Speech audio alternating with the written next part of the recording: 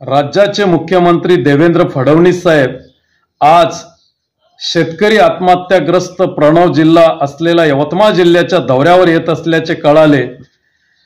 त्यांच्याकडे रामकथा ऐकण्यासाठी वेळ आहे, पण दुर्दैवाने मरण यातना सोसणाऱ्या या यवतमाळ जिल्ह्यातील शेतकऱ्यांच्या अतिवृष्टीमध्ये होरपळून निघणाऱ्या शेतकऱ्यांच्या बांधावर जाऊन त्यांच्या व्यथा वेदना ऐकायला त्यांच्याकडे वेळ नाही।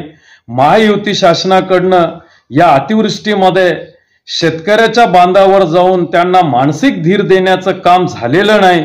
या जिल्ह्यात मोठ्या प्रमाणावर अतिवृष्टीने शेती आणि शेतमालाचं नुकसान झालं, मनुष्यहानीसह पशुहानी झाली, आर्थिकदृष्ट्या शेतकरी कोलमडून पडलेला आहे आणि मागील 8 महिन्यामध्ये 199 शेतकऱ्यांनी या रेकॉर्डवर आत्महत्या केलेल्या आहे। या आत्महत्या नसून प्रत्यक्ष शासन व्यवस्थेकडून केल्या गेलेल्या हत्या आहेत।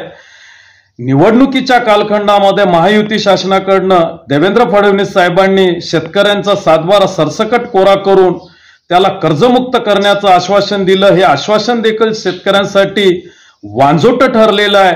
शेतकरी प्रचंड आर्थिक नैराश्यात येऊन गळफास घेऊन पाय घासून शेतकरी आत्महत्या करतोय, तरी देखील या महायुती शासनातील या मंत्र्यांना शेतकऱ्याच्या प्रती सहानुभूती राहिलेली नसल्याचं एकूण चित्रावरनं दिसतं।